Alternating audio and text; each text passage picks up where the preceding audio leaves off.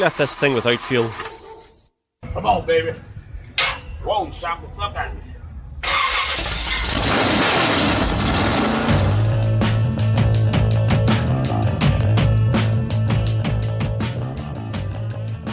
Welcome to Sold as Seen by RMS Motoring, a podcast that sounds like three people have just taken over your Bluetooth and have a vaguely automotive-related conversation.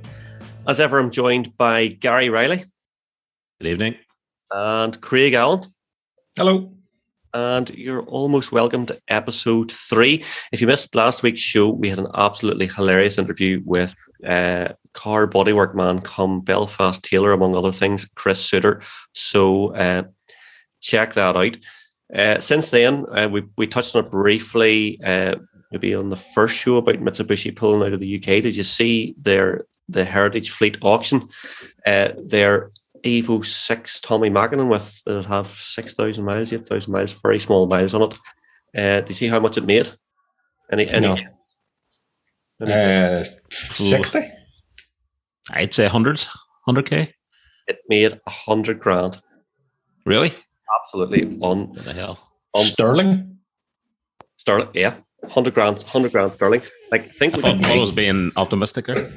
Think what you could buy for 100 grand sterling. Like, if you wanted to buy something that was, All right. Like, you need to think rally homologation type vehicle. You know, like maybe three Yaris GRs. Stop reading my notes. Yes, 3 GR Yaris. In all the here, I meant to ask you about the GR Yaris. What's the crack with the yellow one? The pictures keep getting put up. Oh, have you seen the yellow one? Why can you not get the yellow one? It must be a wrap. There's a few knocking about with wraps on them because they only do them in white, red, and black. Yeah, that's what I thought. But there was no mention of it being a wrap, and it looks absolutely brilliant. Yeah, I don't know. I actually thought it might have been American or something. Yeah, they only do this. Well, they do pearlescent white as well, but pass. But mine's coming white, and it's coming soon. 6 weeks. Can I wait? Yaris update. 6 weeks. 6 weeks isn't an awful long time. Like, no, first new car. Can't wait. I'm sure the excitement will be kicking in. And they're also, I see there is talk of a Corolla GR as well. It's going to be a bit heavier, but the same 1600 turbo. My Toyota are starting to flip and pick up the pace with the motors. they're starting to get cool again. They certainly are. They have the new GR86 coming out as well.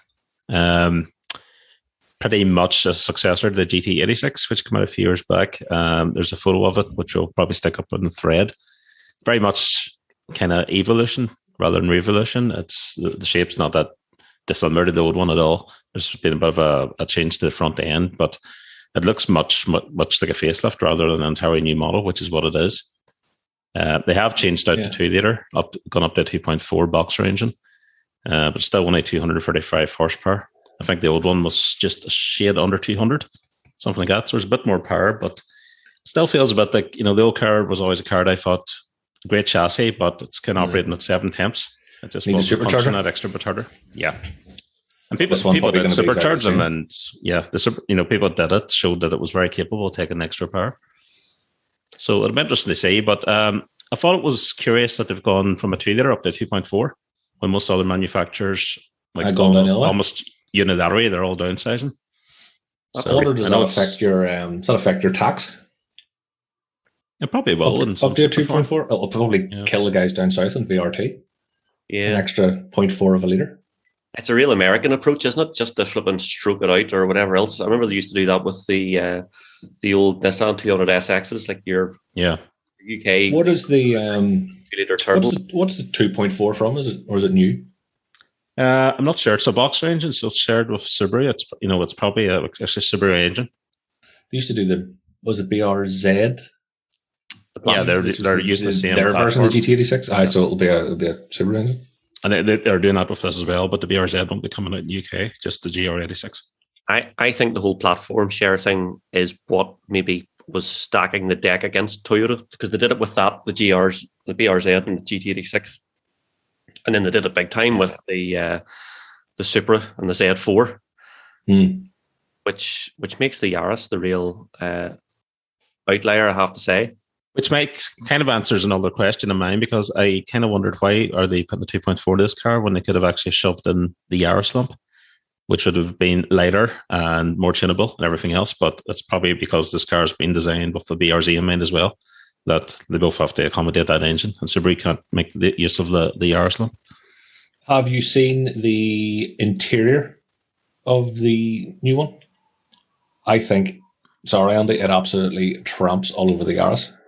Interior of what, the GR86? Yeah. I think that it's got that kind of Toyota aesthetic. It's functional, it's not mad looking inside, but it does have a digital dash and the modern bits and pieces that you would want. I haven't seen it. I'm just going to have a wee look now. They've put the screen in a proper place. It is a bit stick on the Yaris screen. It's quite similar to the old car. The old car has a fabulous driving position, really low, slung. And guess what? What? Never been in one. Never sat in one. No. Yeah. Well, do you know what? Absolutely fantastic driving car. They're pretty bare bones, aren't they? Those. Yeah. No ABS, no anti-lock. Oh no! It would have ABS and basic traction. Yeah, no, they're not that hardcore.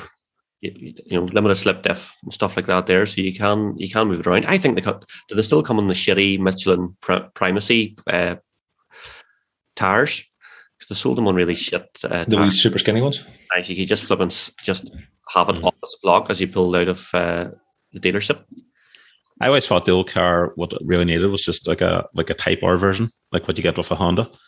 Like when Honda made the Integra, the bog standard Japanese version of the Integra, the 1.6 that they sold to the masses, wasn't a very memorable car, but they totally transformed it when they made it the Type R. They saved so much weight and cut so much weight out. Even like the front windscreen was half the thickness of the normal car. Took every single measure. So you imagine if the GT86 had that applied and maybe another 30, 40 horsepower and a lot later. Why didn't they do a mad Banzai version? Like the totally Sport version, which is like the Altezza versus the IS200. Sorry to bring that up so early in the conversation. It would put many a listener off. I did have an IS200 for a very short period of time, and I'm very sorry to say, ladies and gentlemen, it was pretty shit, and I don't miss it. It was gutless. So thanks, but no thanks. I would have a GT86 or GR86 every day of the week over a Lexus. But yeah, they did the Altezza with the high revving 4-pot versus the slow 6-pot. So why couldn't have Toyota someone did it a Jap version? Yeah. Maybe it could be because of the whole share with Subaru. They didn't want to flip and muddy the waters anymore. I don't really know. But yeah, the interior. Andy, did you find that interior picture of the GR86? Yeah, I'm just looking at it here at the moment. Have you noticed the big thing to the left of the driver's seat? Wand. A wand, yes, a proper, fully functioning handbrake. You're absolutely right. Which, of course, my Yaris will come with one of those as well. It disconnects the rear. It's not an optional extra in the Yaris, no, it's not.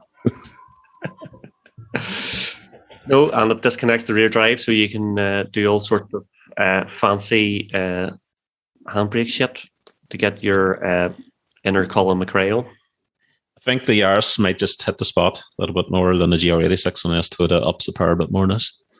As I say, if the Yaris makes you feel like Tommy Macklin, then the GR86 might just make you feel like James May. Mrs. Macklin. Mrs. Macklin. They're probably going to charge a decent whack for it as well, aren't they? Probably mid-30s, high 30s. Yeah, and it's hard to know. Like, what are they competing against? Like, what else is there in that kind of range? You've got the Cayman and the Alpine, I suppose, but they're priced very differently. Well, Cayman Alpine's not 50 grand old. I think the Alpine, as some might call it, is 50 grand. The A10, A110. A110, 110, 52k. 52 grand. Funny you mentioned that. I was listening to an interview with Dan Prosser from Pistonheads there, podcast, and he has an Alpine. He was giving off about the suspension. He says it's an absolutely fantastic car, and he's had press cars and loaners from Alpine and stuff like that. So he ordered one because he loved it that much for his personal car, and he rarely has new cars because he's a journo, and got his Alpine. It's like, this does not drive the same as the other one, and it seems you can get a real variation in the vehicles. You can get some real Friday afternooners, you know. So he was actually trying to get them to take, I think, the suspension out of the press car and put it into his. But are they built by farmers? Alpine, French farmers. French farmers. It's good old French build. Yeah. I think they're brilliant, but I don't know about the looks, the wee googly eyes. Just don't. There's one floats around Bangor, and when you see it the first time, you think, "Wow, that's class." And then as it goes on, you think it's a bit kit car-y. Looks like someone's made something out of something. For 52 grand, I think you'd be reasonably upset the day after you spent 52 G's on one. I was the opposite, if I'm honest. I saw one at a show back when it was a concept, it was pretty close to production, so it was quite close to what's on the roads nowadays. And I hated the look of it. And I thought the same thing. It's kit carish, but now I've seen a few on the roads, and they're starting to grow on me. But there's a good, the spec's good. They're 1,100 kilos, mostly aluminium, and 250 brake starting at for the maybe 250, 300 horse, something like that. Yeah. And apparently a fantastic driving thing, but just didn't light my fire. Like, it's 20. The Yaris is 20 grand cheaper nearly. It's a lot of cash. Yeah, it's nearly another Yaris. Or if you happen to have another very top end sports car sometime in the future, it could get you a very good warranty for it. Yeah. What are you implying? Nothing. I am implying. Well, no, I'm not implying. I'm accusing that in post-interview last week, you mentioned and then quickly skipped on by the fact that you were going up to Macmillan Porsche. Now, as far as I'm aware, Macmillan Porsche doesn't service Yarises, and I'm sure he couldn't give two shits about Yarises. So, what were you doing at Macmillan Porsche? Well, Craig, it's a little known fact. Let's just interject that Macmillan Porsche is also a Yugo specialist. Right. Well, I'm just going to correct this here that George McMillan is a big fan of the GR Yaris. I get it. He's actually done technical evenings for Toyota on the GT86. That doesn't answer the question because you haven't got the Yaris yet either. I might have bought something else to keep me tied over in the meantime. So I had a TT, I had a 6 Series. They're all sold.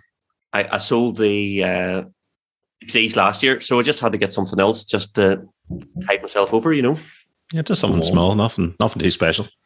What'd you get? What do you mean? What'd you get? I just thought to say hello to George. It wasn't in any particular reason. Aye, were you? All right. So I may possibly have. I actually feel embarrassed saying this almost because the Yaris is still coming. But the plan was never to buy a Yaris. The plan was to replace the XEs with something in that sort of vein, and the obvious choice or next step was a Cayman GT4, which may now be in my driveway. You fucking kidding me? And the GR? Well, the GR's not here yet. The GR was supposed to be frigging here next year, and now it's coming this year and just absolutely empty in the piggy bank. What is happening here? Bitcoin Cooper? It's like I got fed up with waiting on the Yaris, so I went and bought a GT4. That's literally it. Oh my God, my Yaris is taking too long. Get me a GT4. Get me a GT4 now. I want a GT4. Take it to Macmillan. Have him fix it. You're taking the piss. Much of those ads. How many ads are you running on RMS? Fuck me. There's 940 traders now. I wish that was the case, but yes, I have bought myself a 2016 Guards Red GT4 Club Sport, and I will stick a thread up because you have been giving me a hard time over this. I was waiting until the V5 arrived and got my plate on it, and it needed a shock fitted because even though it has 5k on it, the shock was a wee bit wheezy. So we got that sorted out. But Oh my God. It is pretty epic. 385 brake, flat 6 that you would get in like a Power Kit 991. Does it have those wee mad interior door handle pull things? It has the flipping Little straps. bungee cord style straps in guard red, of course. It also has the absolutely epic carbon 918 seats, which are fantastic. Well, I've seen the photos of it. It's an incredible looking car. It really is. The GT4, something about it, the wheels, the stance, the kit, everything. It's quite removed from a normal Cayman. You know, they really, really stand out. I'm really impressed how it drives. Like after having the supercharged Exige, the Toyota engine, I thought, this is a lot to live up to. Like the Exige with no power steering and being a pretty raw animal, being sort of based on the Elise and all the rest of it, it was a fantastic driving car. And you go into Porsche, which is a much based on a volume item, which has been sort of skunksworked into a GT car with GT3 front end, 911 engine, and all that sort of stuff, and electric power steering. I didn't know what way this thing was gonna be like, but it is absolutely fantastic driving car. That the steering feel, it's so planted on the road, the stability at speed, the turn in, the sheer grunt, the normally aspirated 3.8 sounds so well. In fact, I'll play it for you here. And it's stunning to look at. It looks like it's doing 100 mile an hour sitting still. That's kind of what the Porsche excel at, isn't it? That their cars are just amazingly engineered from the ground up. So when the time comes, they're release a hardcore version. They're always amazing. But what I was surprised, it has so much, like the Lotus had so much personality. I thought that the Porsche would have been totally sterile in comparison. Maybe if I had got a lesser model or something like that, like just an ordinary S or something like that, it would have maybe felt a bit less potent. But not at all. Like it's just epic, and it's just got loads of get up and go. So you've got a Cayman GT4 as your fucking daily driver, is what you're telling me? Temporarily. Well, what happens when the Yaris arrives? Surely you don't want to put the miles in the Yaris. Clearly, the Yaris is the daily driver. Yaris not a rarer car, maybe? Do you know what? I don't know. There's a lot of people buying those Yarises at the moment.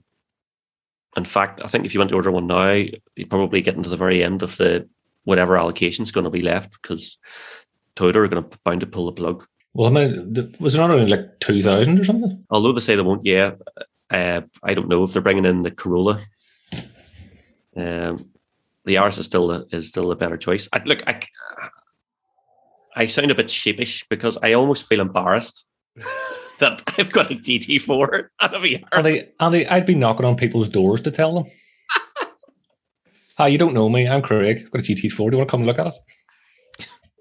Oh, that old thing? That's my Yaris. Brand new as well. Look, it's a hatchback. The dog can go in it. You know what I mean? It's got 4 tires in the back. Oh yeah, they can fit 4 18-inch tires. You can't fit any 18-inch tires in the Cayman, sadly.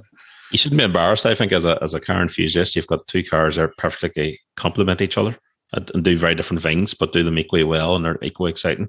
Yeah. Well, look, I just feel like they're like someone else's car that has managed to make its way into my garage. It's unbelievable. But I'm booked actually now there's a track day coming up at Kirkiston. We can actually go back to track days. And so is it the 22nd of May? Sadly, you can't come. There's no spectators, but I'm hoping to get it out and stretch its legs. And in fact, I spoke to Donal O'Neill, one half of Trackskills, earlier on in the week. I'll just play that interview for you here now, because I want everyone to know what's happening about track days and the rules and regulations around it, and a wee bit about racing at Kirkiston as well.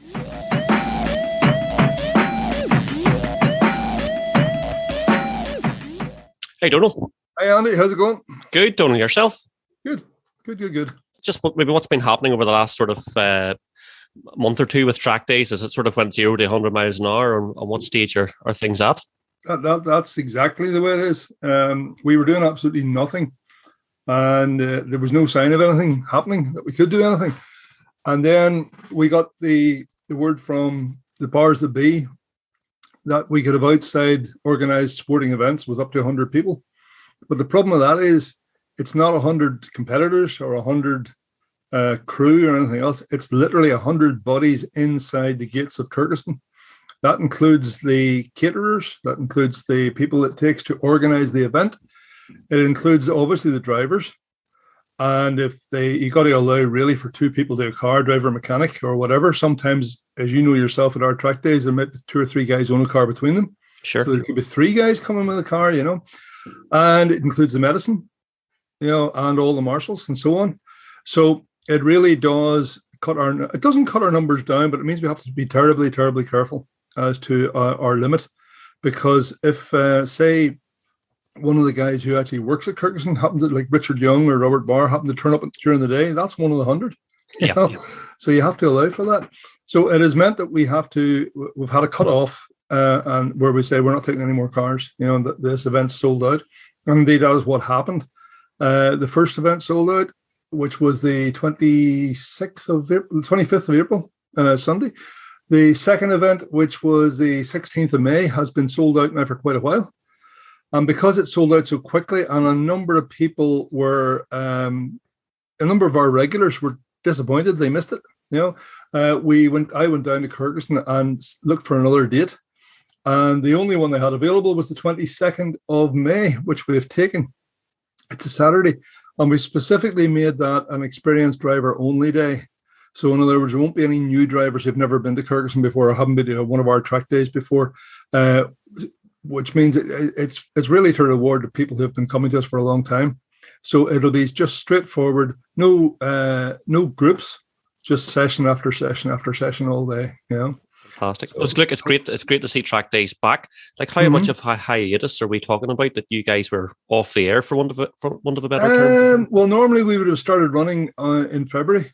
So we missed February and March, and I think from memory we missed last November as well. So we lost 3 dates. Mm-hmm. So a quarter of the year. Which in what we've been through, I suppose, it doesn't seem too bad, but by the sounds of things, everyone's egging to get out.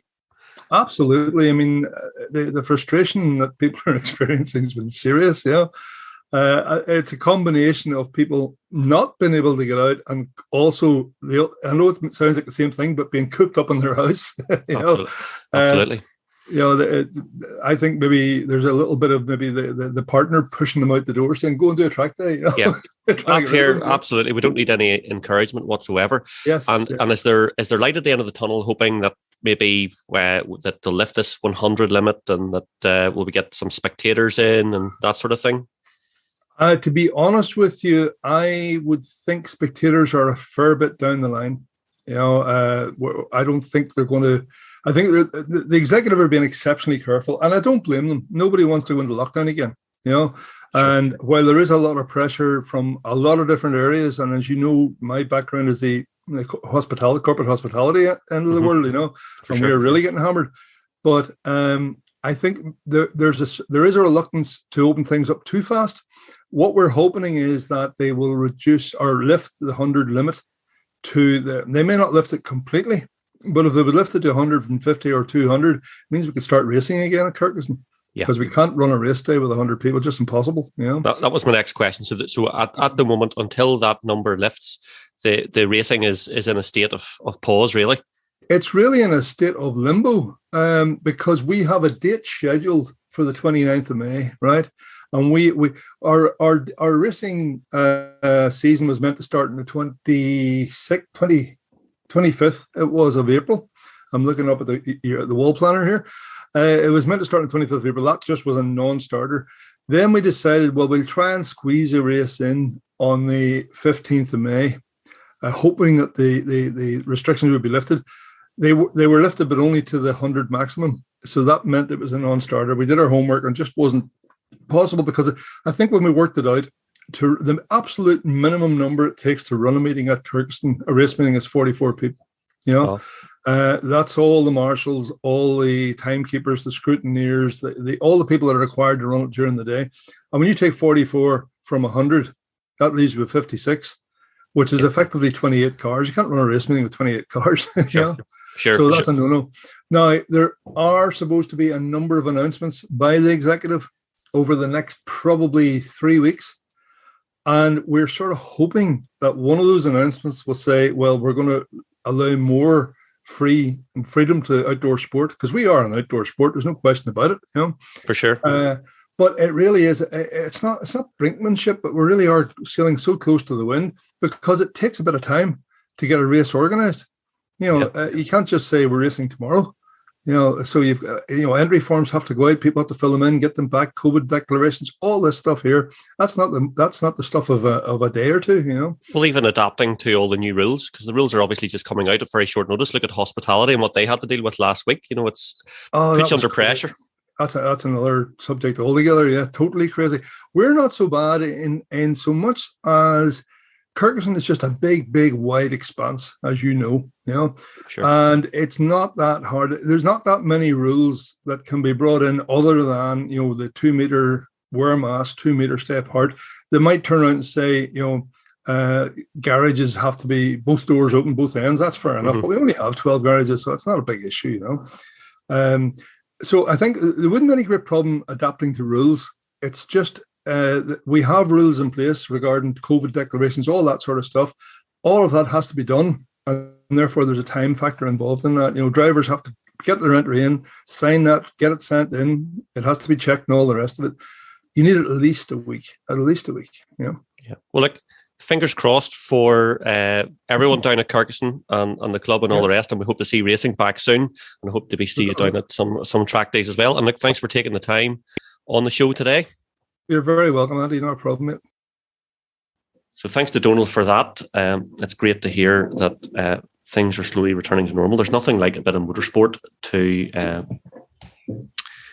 make you feel like the return to normality. In fact, there was an auto test up near me a couple of weeks ago. I think it was one of the very first motorsport events of this year. And I put some of the stuff on Instagram. It was just great. And like, auto testing's not really my thing, but it's hard to beat the smell of fuel and a bit of burnt rubber. What sort of things were there? I saw a video of an MX-5 and a Kitterme type thing. Yeah, loads of stuff like that. So that was there's like a rear wheel drive class, and then there's front wheel drive class, which is normally like stripped out Novas and courses and stuff like that there for the front drivers. But it looks like great crack, actually. And I would say it's probably quite a cheap motorsport, as cheap as motorsport can be, because it's still dear enough, but great crack, something very easy to get into. It's something I've never really had an interest in. I'm not particularly interested in motorsport, full stop. Don't like F1, don't like rallying. It's probably because I'm a terrible driver.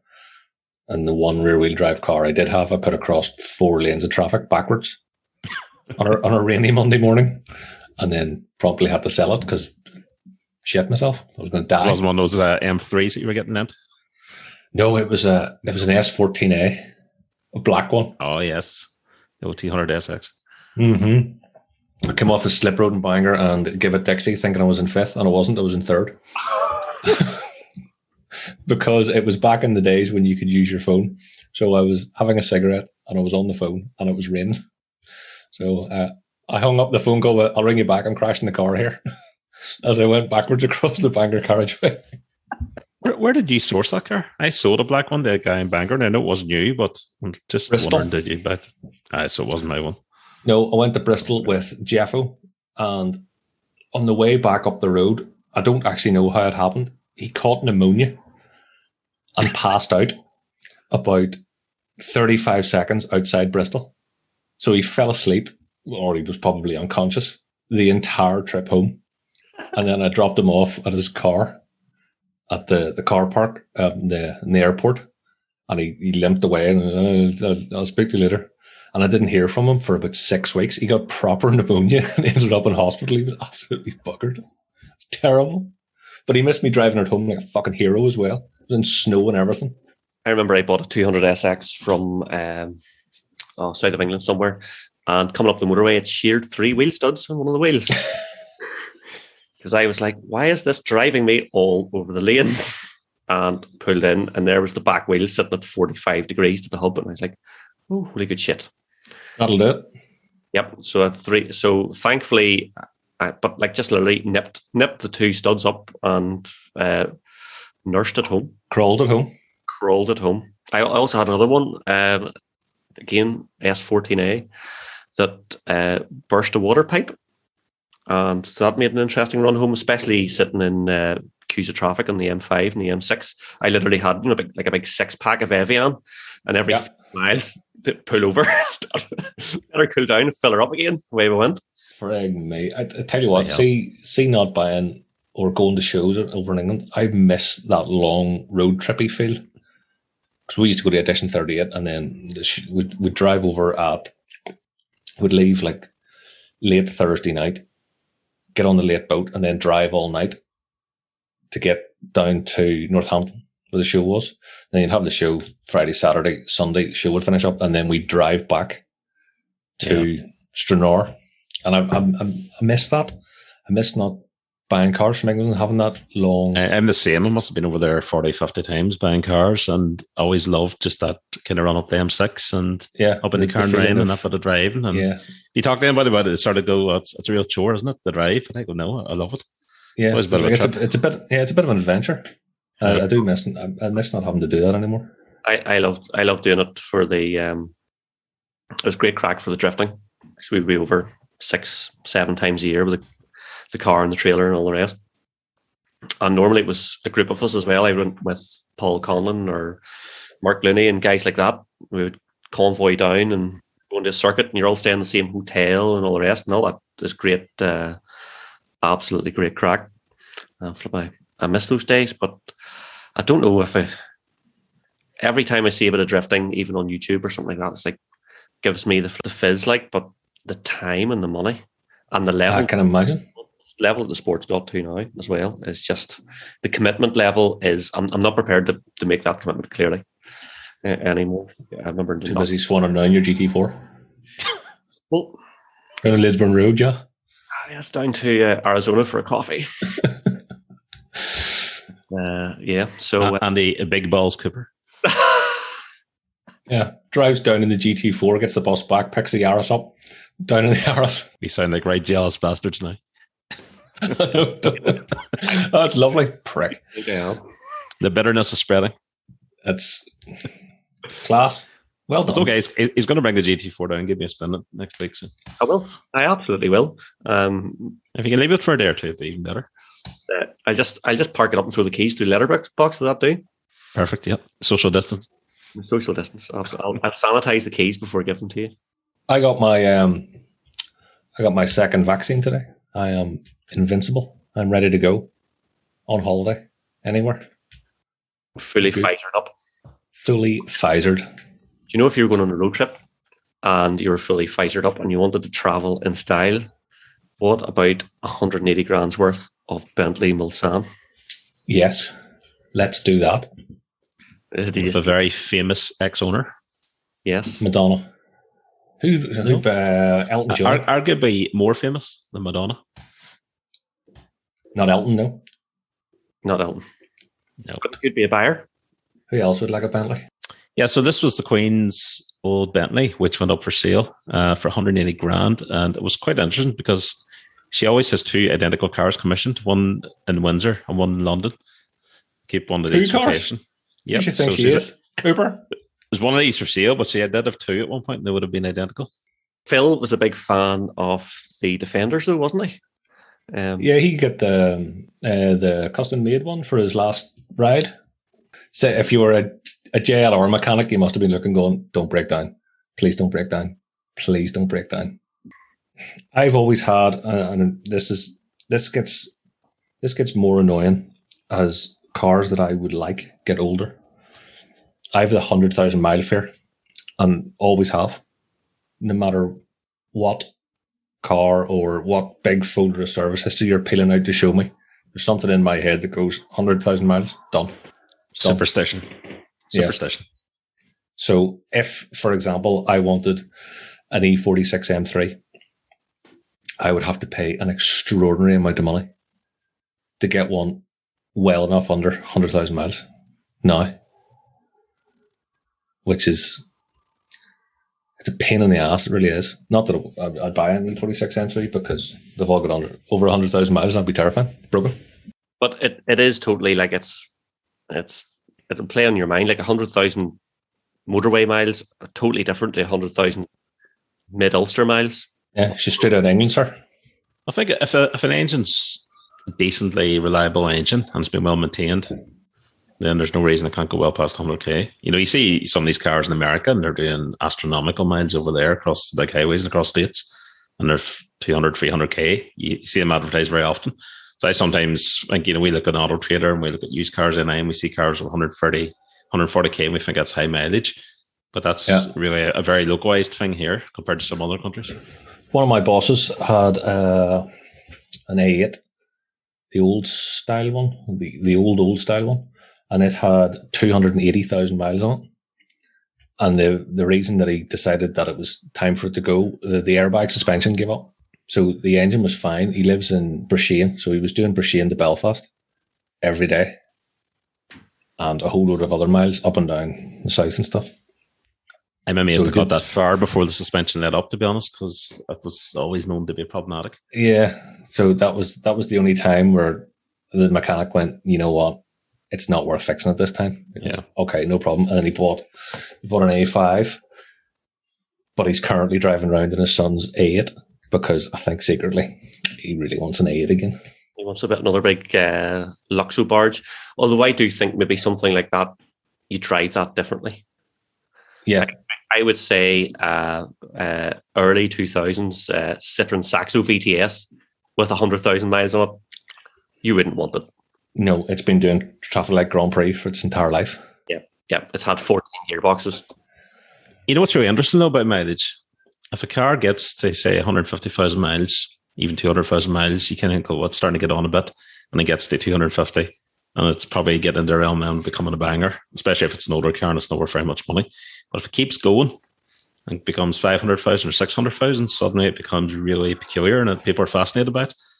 It's probably about like an old person getting to 150 years of age or something out there, and suddenly you're just fascinated by it. There's a very famous internet story, which I'll try and find a link for it, but it's an in-11, I think, that cracked 750,000 miles.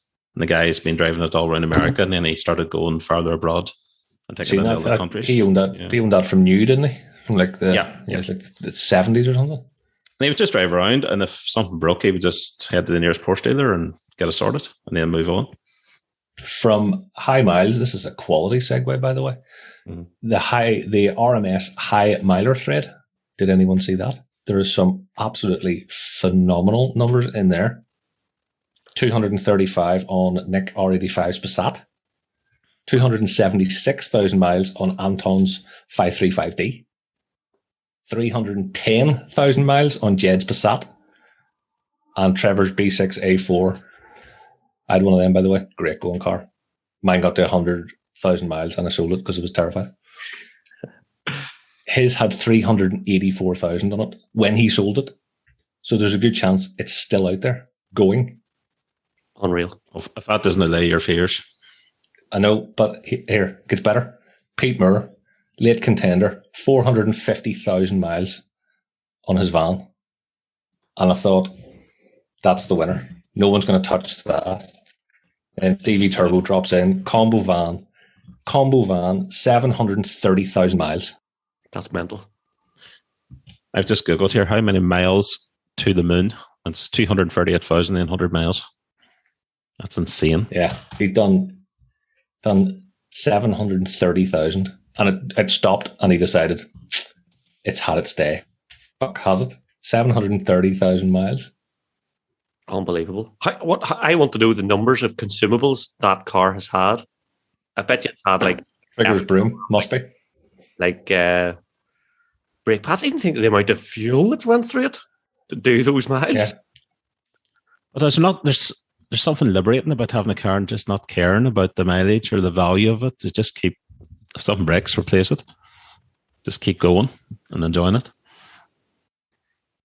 And do you know what? That's part of the reason that people do get concerned about mileage, isn't it? Because they think, right, 100k, if this car hits 100k, it's going to be instantly worth X percent or X £1,000 less. But especially nowadays, especially all the modern classics that are garaged, the E30s and things that are low mileage, and the guy thinks every time we take this out, it's depreciating by £1,000 because of the mileage I'm putting on. And, they're built to be driven. Totally. Oh, like there's nothing like these Porsche GT cars. Oh my goodness, are they mileage sensitive? Is it the average mileage for like a GT3 is like 2,000 miles a year or 1,800 miles a year? It's absolutely scandalous. Those things are just not driven. I'm not sure whether I've calculated this correct. I probably haven't, so I'll have to do it again and maybe re-record this. 65 grand's worth of diesel through a 703,000 mile combo van, giving it the full 55 mpg. 65 G's worth of diesel through it. Or 40 quid if you're on red. Can you recalculate that for Ruby Rouge? If she's not on red, she's in the shade. Yes, you've managed to save 97%. That's so impressive. 730k. That's amazing, isn't it? You wouldn't think it's 730,000 miles. You know what I'd love to do? I'd love to buy a new car at the same time as Craig, and then I would get the 700,000 miles and sort of have a chuckle and say about 9 years ago he was getting the shits when I was getting the 99,000. Well, I think what the problem is now, you say with the PCPs, and the vast majority of people with PCP cars don't give two shits about them. So they're treated like crap for the first 3 years of their life. Whereas back in the day, if you were buying a new car and you were buying it, you treated it with kid gloves for a couple of years. These ones are going, right, I have this for 3 years. It's going to get the balls raked clean off it, and then it's going back. And It's not going to be my problem, someone else's problem. So there's a 3 year headache that someone's going to get on year 4. So it's not going to get the 730,000 miles as a balls. No. Modern cars should be able to. Modern cars should be able to take it. This is the thing. I don't know. What car? I mean, what are you going to get that's going to do 730,000 miles and not cost you 730,000 pounds in bits? Well, moving swiftly on, what about Lotus bringing out an all-new sports car? The Evora, Exige and Elise are no more, and they are launching the new Emira. And they're hoping to launch this in July, and hopefully it'll look sort of like the 2,000 horse hypercar. And it's probably 300 grand. Where's this going to be positioned, this new one? Is this going to be a small Lotus or a 911 competitor? Probably a 911-ish or a Cayman competitor, or something like 2.04 million, Craig. So you could be... Holy fuck! Mm-hmm. I was a bit off with my 300 grand. I don't see one of them showing up on our Kings anytime soon. How much would they have to charge? You know, a ticket? The tickets are normally 20 quid. Like 40 grand for a ticket. So what? 2 million quid, £20 a ticket. They need half the population to buy one. Andy, did you see our Murph won the R Kings Twin Cam? That is absolutely unreal. I cannot believe that. I am so jealous. Well, you know my feelings towards them, but he put on the forum, which I thought was absolutely brilliant. This is his Ferrari F40, which is just fantastic. Here, tell you what, we'll ring him. Murph, Drogo. What about you, sir? How's things, mate? You keeping good? Not too bad. I hear you won a little something. There is a rumour running about Northern Ireland that, yes, I may have won a little something that goes round and round. A brap? yes, a brap, as it's been called. Yes, I got the phone call and I won the R Kings Twin Cam. That is unbelievable. So cool. What tell us the spec of it? So I looked at it. It's a Southern Reg. What year is it? So it's a 1986, March 86 Southern Reg. Okay, so fairly late car. Yeah, it seems to be. And within the last few years, it's had like a ground up rebuild. The thing we didn't know at the time, that our Kings only put maybe a few photos up underneath, but since then, I've been given a load of photos. This thing's just it's had the full treatment. It's ridiculous underneath. It really is ridiculous underneath. You know, it's had the money spent on it at some point, and I've been lucky enough to win it. This is unbelievable. So how did this? Was this just a random punt, or did you always fancy one, or you seen it, or what happened? So the story is that I've only ever done, I think, one raffle before, maybe one of the early Skylines last year, and the whole twin cam thing started with me whenever I was 2 years old. So my dad had one. So I was born in 1984, and he picked up one in 1984.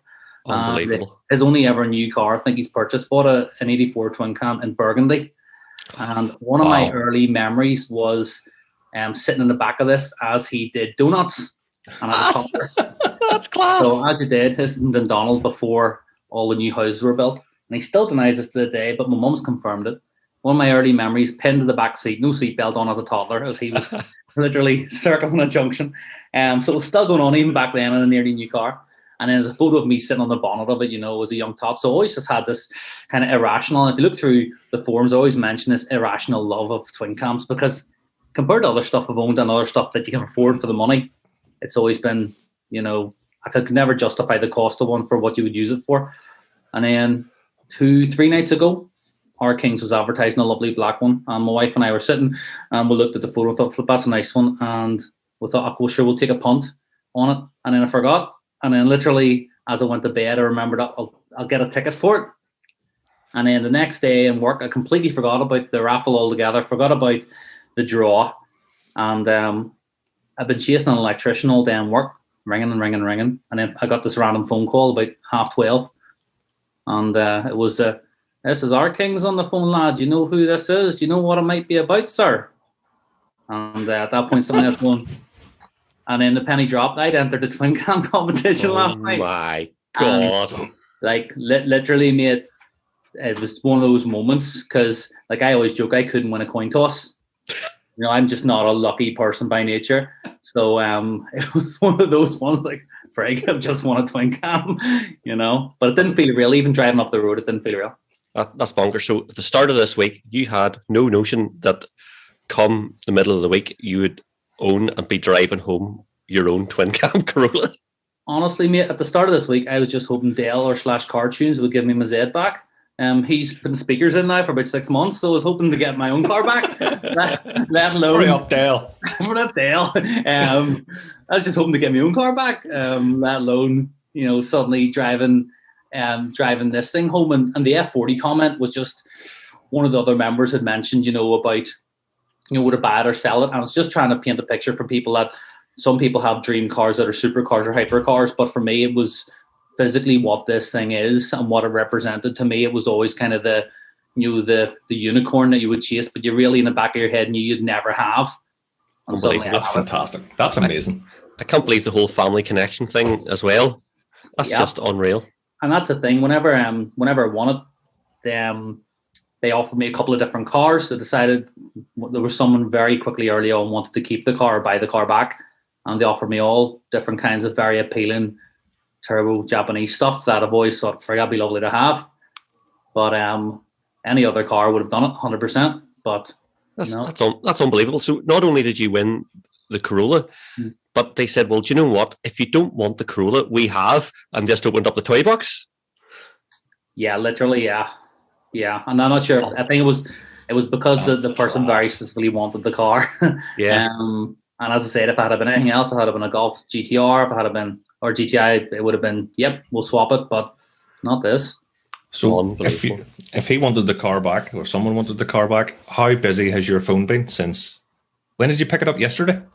Yesterday, I picked it up yesterday morning from the other side of Toon Bridge, and that was a loud motorway trip home.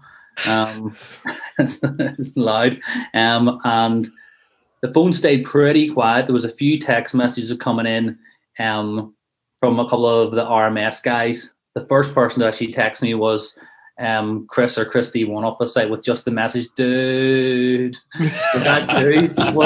Because he was in for it. And whenever he seen David M, he was like, I wonder is that off the forum. And he was texting me and so on. But then today, the photo went up online, and some kind friend of mine decided to tag me in the photo. And that meant all the bays could link into my Facebook. And at that point, Facebook Messenger's lit up probably for the last 3 or 4 hours, boys wanting to buy it. You're joking. Half the country says they've owned it, which might be true. It's a twin cam. So literally, if I had a shed of them, you could have sold them all by now. I've never experienced that amount of contact over a car before. But then I'd heard that was going to happen, so. Unbelievable. I assume it's hidden away somewhere, is it? Oh, she's well tucked away. She's well tucked away. So Good to hear. Good to hear. Unreal. Here, right? Okay, so tell me specs. So we've it's a Southern car, but I presume it was a UK. It looks like a UK spec car.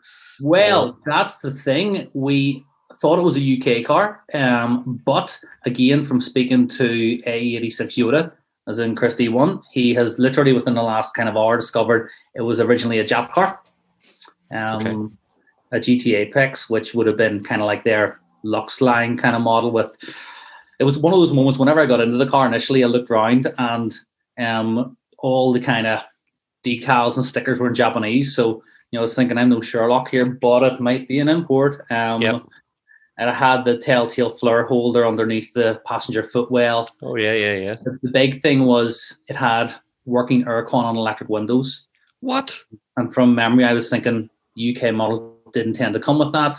Yeah. I know my import MX-5 had electrics and aircon, and my wife's UK MX-5 didn't, and it was much younger. So I was thinking, is this a Jap import? But all the paperwork kind of showed that it was a UK car until we looked properly at the VIN and kind of the origin. So it's Jap import. It was originally red over black. And so unfortunately it's seen paint. So it's only worth a few pound now. Give you $5,000 for it. Oh, here, hold on. I'll give you 7. The days have been offered more than that already. In the country, so we are. I've been offered everything. There was a deal for a chaser earlier on from County Tyrone. So what else? The car had a full rebuild, like ground up rebuild, and I got sent through about 35 photos of the build, which will eventually kind of release into RMS once I kind of get the build thread going. But it literally had a bare shell rebuild, and the initial person who did the rebuild bought all new parts from Toyota, and what they couldn't get the source from Japan. So all the bumpers were new fuel tank.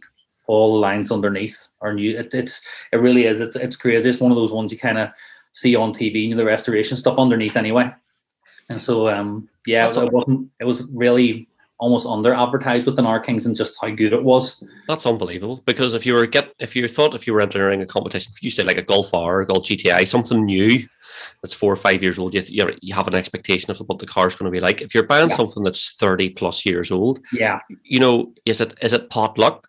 But looks like you've lucked out as it is, but it sounds like you've got an amazing car. Literally, it sounds like that. And that's as we own it longer, we'll kind of explore more what's done with it and stuff. But from the early onset, it looks like it's a really good one in terms of the spec and in terms of what's been done to it. It's sitting right. It's just had recently been painted. And underneath saying to go buy an engine wise and engine bay and all these other spots in the ring, it hasn't seen welding that we can see. So it looks like one of the last good ones. But also, whenever you looked at the cost of the ticket compared to the amount of tickets that they're selling, you would have expected to be a good one. Do you know what? It's so exciting because, like, see if you're like buying a car, you're saving up for it, you're doing all the market research, and you know all the cars on Auto Trader and used cars on eBay and all the rest. And whereas you're like and you've got a twin cam, just out of the blue. You're like, what? Nice. It was the weirdest thing. The only thing, as I said, I was determined to do on the collection day was smile for the photo. Because it just boggles my brakes. Like wherever you see a boy collecting 600 brake horsepower Supra and he looks like he's been kicked in the balls in the photo, it's like it really is. I just never got that. I was like, me crack a smile. The only thing you're missing was a big bunch of flowers. Yeah, if I'd been selling the cars at the time, they would have got flowers and full tank of fuel. Flowers and fuel. But it was a weird, because it's just kind of like, there's your car, mate. On you go. See you later. Unreal. That's unreal. And you're kind of sitting in the car going, right, Craig, okay, right, sweet, cool. And even down the road, you're going, what am I doing driving this? It was almost that surreal moment of going, has someone just let me have a drive in this rather than this is your own car? It feels like someone else's car. That was just... it goes from, there is no new car, there's no buying. It's just here, go. Literally. And especially the car of that age, there's just a lack of familiarity with it altogether. So because it's not like you're getting into golf where you kind of no modern tech and stuff. It's just something completely different. So on the drive home, it was trying to get used to everything. And does it go well? Have you thrown any hoops in her, sir? Every junction. No, because it needs imported on the Northern Irish plate. I need to get the full insurance and everything sorted out, and get everything kind of checked off that way, and then get a mechanic to run over to make sure everything's sweet. She isn't going to be tucked away into a bubble and never used. I don't think it was built for that anyway. It's too well set up. So it will see roads, it'll see shows, it'll see, cars and coffee and road trips if we ever get to do them again. But I'll have some fun on it, definitely. That's absolutely amazing. You're going to become good friends with the Hollanders anyway. That's it. And Chris and all the rest. So Chris is on the show, on the next show, so that'll be something to talk about. Unbelievable. What that guy doesn't know isn't worth knowing, to be honest. Yeah. Unbelievable. Great. Well, here, thanks for taking the call. Good to talk to you. And we're just absolutely blown away. Like we were talking about this whole competitions thing, and it's just because there's the likes of Ross has won the M3, and there's a few other guys. There's Trevor's run a couple of cars in the forum and stuff as well. So it's just mad. Yeah, good man. Well done. No, thanks very much. Yeah. Absolutely class. Yep. Absolutely class. I'd say I'm very fortunate. Second one I've ever entered. So. Oh, fuck off. Jammy bastard. 100%. There's no denying that. There's no sense of just, I need to learn how to do the sham hand. I'm familiar with that. The backwards high five. You have to, I've never received so many sham hands, but I'm familiar with what they are now. I need to return them. I can see you in the brown boots, check shirt, gold chain. I don't know if you've seen the photo, but the check shirt was literally just for Craig. It was just for Rocco, 100%. It was just for you, man. I didn't have the brown boots, but it was a really unusual, special day. And then to top it off, to get phoned by Craig, my goodness. I know, phoned by an actual celebrity. I've been on TV and everything. Good grief. For a minute, I thought it one of Yaris GR, but apparently, paint shop elitists and influencers have won all them. So here, you won't believe what else he's got, but you'll have to listen to the podcast to hear it. Really? You'll not believe it. He's just a dick. He really is. You that already? You realise I'm actually here? Yeah. And I'm watching this. It's just the most. Are you fucking kidding me? Moment. Listen. Good to see you guys. Take care. Hope to see you soon. All right.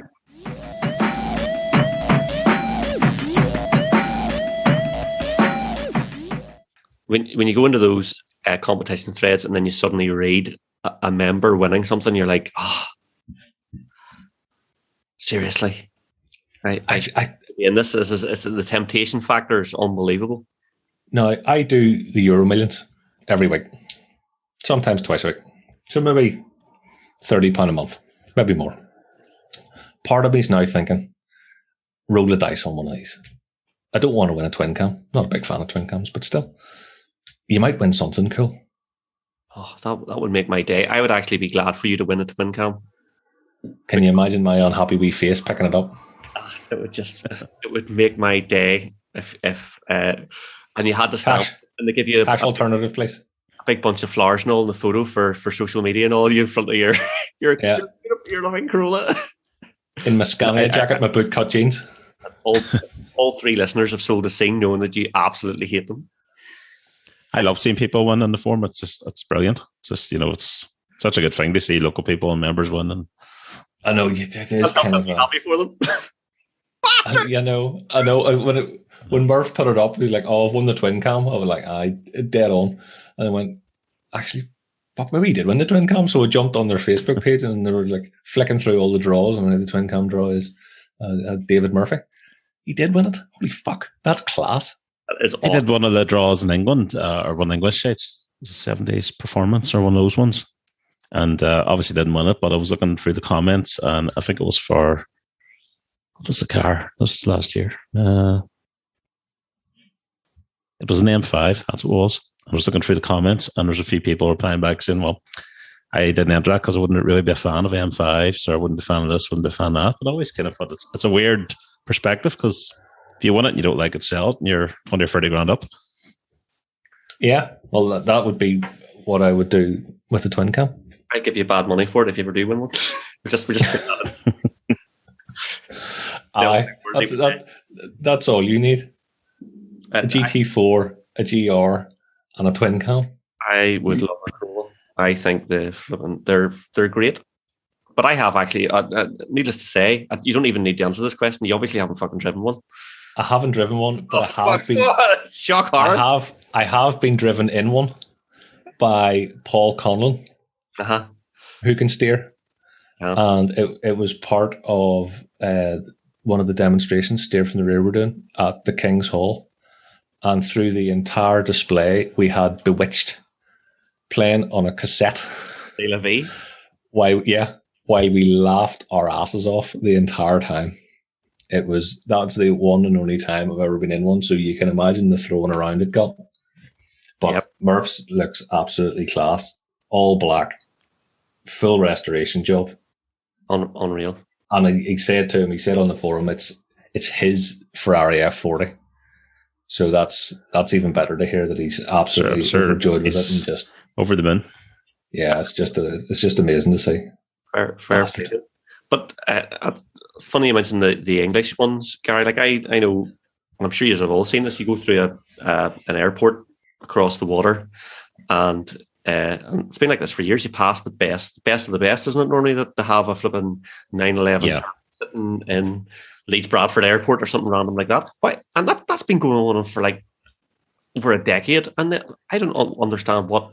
They've been going on for years, but suddenly over the last couple of years, they've just exploded out of nowhere here. I don't know what it is. Yeah, I think best of the best is slightly different. I think they don't do it as a raffle, or at least the few times I entered it wasn't a raffle, it was spot the ball. So they had a photo from a football match. Yeah, and you had to pinpoint where the ball was, and the closest person would win. Best of the best is now a raffle. They're still going. So they've changed it, right? Yeah, and let's see what they have. So the first 8 cars on their competitions are a Lamborghini Urus, a Huracan Evo rear-wheel drive version, a 911 Turbo S, a DBX, a G63, a V8 Continental, a DB11, and a Honda NSX. So, incredible. Best of the best is right. Holy shit. And their ticket numbers are mental. Oh, sorry, you get a Huracan and 50 grand. But like that's life-changing stuff there. Like if you didn't want the car and you wanted the cash, like so you're talking there's 150 grand's worth, 200 grand's worth of winnings. Those guys are going a long time. Like I'd say, when you look at the amount of companies that are doing it, they're very near the top of the tree. They can probably afford to put all that kind of stuff in. There are competitions for like a $5, so they must be selling 1 million tickets. We seem to sell much less tickets at a higher value than most of the raffles over here. Whereas the ones in England they're selling thousands and thousands of tickets. But look, the house always wins, as they say in Vegas. The house always wins. There's people out there spending hundreds of pounds a month on this sort of stuff, which could be unhealthy. Yeah, absolutely. And I think it gets to a point where you're chasing it. Yeah. Right, I'm 5 grand in the hole this year, but it all needs one win. Yeah. I'm going to buy 500 tickets for this thing. Yeah. It might not come. Or just do what you do, Andy, and shit out a GT4 and a Yaris. Bitcoin Cooper. Unbelievable. Dogcoin Cooper actually this week. Dogcoin? I'm loving the Dogcoin. Dogcoin's brilliant. What is Dogcoin? Dogcoin is Elon Musk, isn't it? Yeah, it's an altcoin that was made up a load of years ago as a kind of piss take. And it went from, in the last 2 weeks, like 4p a coin to 50p a coin. But back previous to that, there were guys buying it at hundreds of a cent for a coin. And they're now worth 50p a coin. And they bought 3 or 4 million of them. So we're talking instant millionaires. That's unbelievable. On a coin that doesn't do anything. And it's been pushed by Elon Musk and Mark Cuban. They've obviously got fucking billions of them somewhere. Unbelievable. But they can just take the piss. Elon Musk will put in his Twitter like a picture of Mars and a picture of the wee Dogcoin logo. And all of a sudden the price rockets up. And there's teenagers who bought like $3,000 or $4,000 worth of this stuff a couple of years ago as a laugh, as a maybe it'll go somewhere. Millionaires today. Unreal. We hear just on a tangent. Did SN15 make its test flight today? Did any of you follow any of Musk's test flight stuff? They were doing one of these rocket flights, and the last pilot of them have blown up. But they're epic. They're full on Thunderbirds. Take off, fall through the air sideways, and then do a vertical landing. Absolutely epic. And I think there was going to be one. I don't think it's launched actually. Did it not go? 2 hours ago, it was 1 to 2 hours away, so it might not have gone yet. It is actually proper Thunderbird, isn't it? Oh, it's cool. You should watch. I know this is a bit off the beaten track, but the engineering and stuff that the SpaceX are doing. Oh yeah, so it hasn't taken off yet. First one I watched, I remember thinking, yeah, it's impressive, but it's just it's a rocket taking off. It's been done before, but then seeing it actually land was like watching it playing backwards in the video. It was amazing. Yeah, the first time I saw that, I was like, someone's reversed that. Very good, very funny. Yeah. On the drone ship, absolutely unreal. I don't like the man. I think he's a cretin. But as far as Dogecoin goes, keep pushing it, Elon. Oh, I don't know. Have you bought any, Craig? I have a few. I don't have enough, so no GT4 for me. Maybe a Yaris. No, not even a Yaris. Look, the man has turned the automotive industry on its head. I am sure pretty much every firm making cars at the moment absolutely hates him because of Tesla. Who, you look at how even you buy a Tesla. How do you buy a Tesla? You just buy one online. I think that's how most people. It's not the general standard sales process. It's all done directly through Tesla. There's no franchise dealerships. He owns the whole lot, top to bottom, and it's just. Is there a Tesla over here? Yes, Island of Ireland? Tesla in Belfast now. There's one in Is there? Yeah. Is there? No way, really? Yeah, it's down the bottom end. You know where Honda is? Not far from it. I did not know that. It's a fairly nondescript building. You would blink and you miss it. It's just like a grey building with Tesla on the side of it, but you wouldn't know. And his name is so synonymous with Tesla now. People forget he was behind PayPal too. Like he's just full of good ideas. I think he bought PayPal. Did he? I thought he came up with the concept. No, I think he bought in. There we go. Elon Musk co-founded online bank X.com, which merged with Confinity in the year 2000 to form the company PayPal. Was bought by eBay 2 years later for $1.5 billion. Jesus. And he's just kept her lit ever since. Like SpaceX getting that NASA contract. Just absolutely unbelievable. And then just docking cars out like they're going out of fashion. Like how many Model 3s do you see in the road now?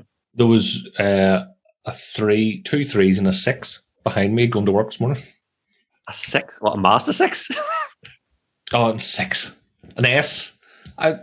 See, since the fucking came out with that, a 3 and an S. Surely make the S a 6 or make the 3 an E, you prick. There's actually a story about that. But first of all, they must have given you the strong Pfizer earlier on. But anyway, there's no such thing as a Tesla 6. But Musk wanted to have Model S, Model X, Model Y, which is coming out next year, which is the SUV version of the Model 3, but S3XY. It should have been. He didn't, did he? Yeah, it should have been E, but he couldn't get E. I think it was, I don't know if it was Merck or someone said, you can't have an E class, but yes, so he wanted the SEXY. Also, useless fact, I think that all the grants are being reduced, so you can't get your $3,000 government grant now on a Tesla. I think they've reduced it to 35k or something like that, excluding all Teslas. So you can get your grant on your Nissan Leaf or something like that, but the Teslas will now fall well into the 40 grand plus bracket. But people are still buying them like they're going out of fashion. Yeah. Model 3 was going to be the Model E for the obvious, this is from Elon Musk, for obvious dumb humor reasons, but Ford sued him to block it. It was Ford. What E did Ford have? Model E, the old one. Didn't want that sullying their good name of a car that hasn't been built in It's a Mach E. 150 years. Which is quite an interesting SUV. It's just a shame that they felt the need to call it the Mustang. Mustang, yeah, weird. And Ford are bringing back the Model E. They are. The new electric stuff car. that's coming? Yeah. Craig, you were telling me about, we were talking before we were recording there. Did you say that there is a £55,000 Peugeot 508? Yes. PSE.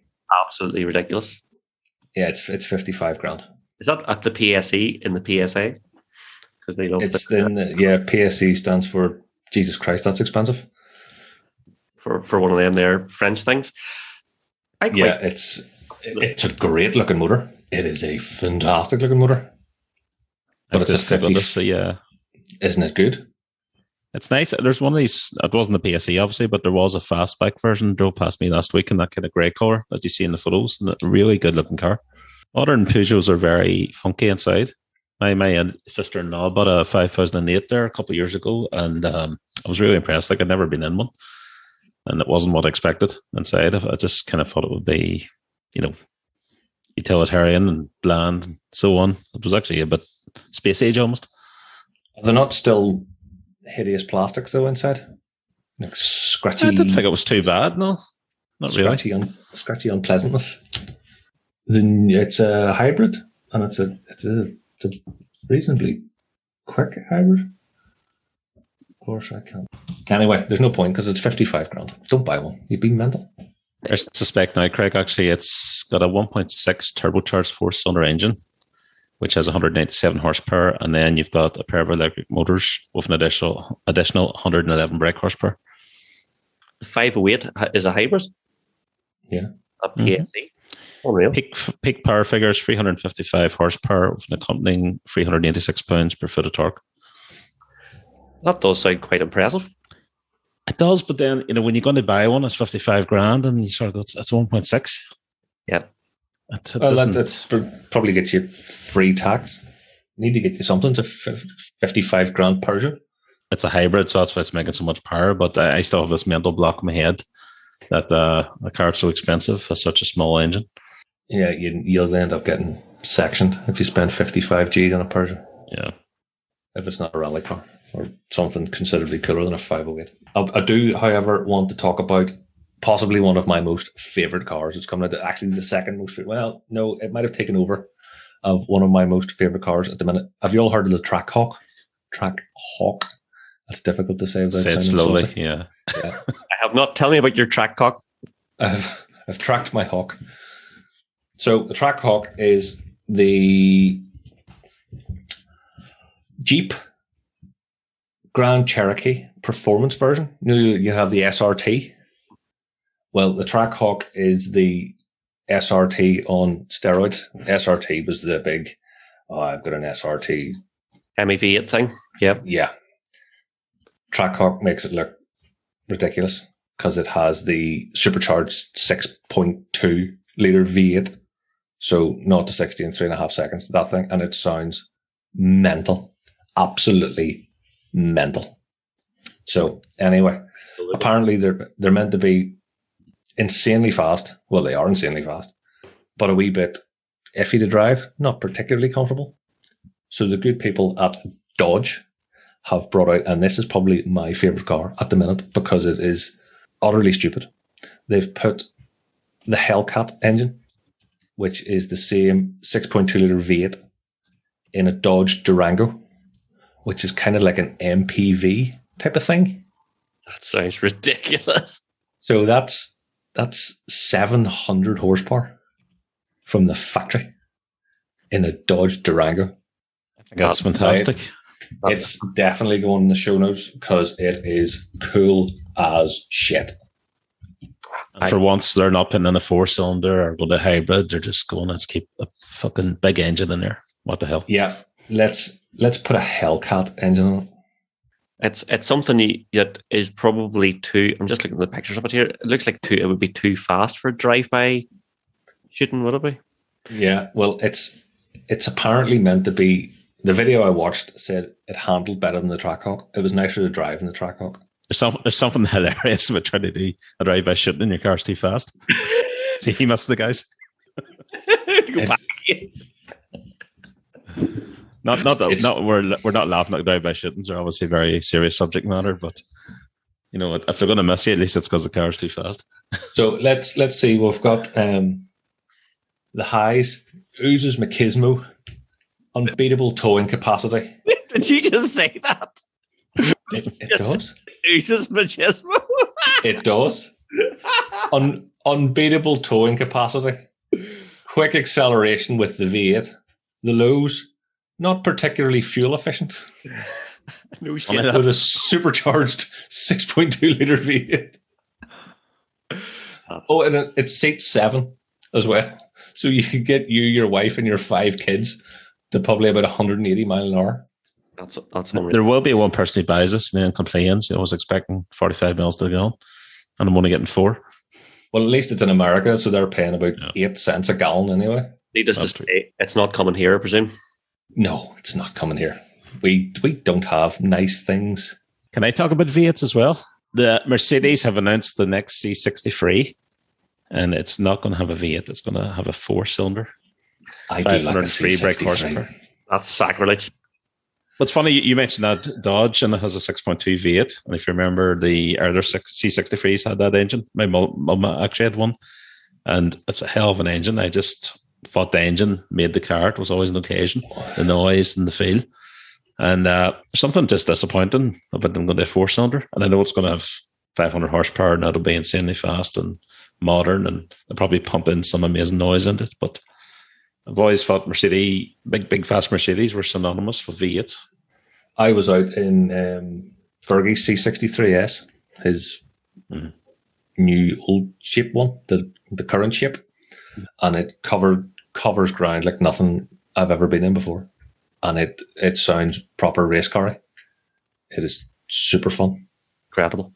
I've been in really fast. these E63s. They're all just that guttural, vicious noise. It's just unbelievable. They've got a way of piling on. They've got a way of piling on speed. It's a bit different to fast BMWs. I've always felt, it's more of a thundering train sensation in the Mercs. We went up to the speed limit, and not any further. But we got there very, very, very quickly, and very loudly and shouty. It was lovely. Big fan of those. So it'll be interesting to see what it sounds like with a 4-cylinder hybrid. We're back to the raffles again, really, aren't we? Got to enter more raffles. Win a bloody twin cam. See if you can win any Corollas. Well, look, on that note, I'm glad that you're a huge Corolla fan, because our next guest is Chris Gray, and Chris Gray has spent much of his life in Japan, sourcing parts for Corollas, being part of a builds for some epic AE86s, as he would probably call them. So we look forward to some more withering nonsense with Chris on the next show. And anyway, thanks for listening. Remember to like, subscribe, and do all the things we're supposed to tell you to do so you can hear us again. And we are everywhere at RMS Motoring and on rmsmotoring.com.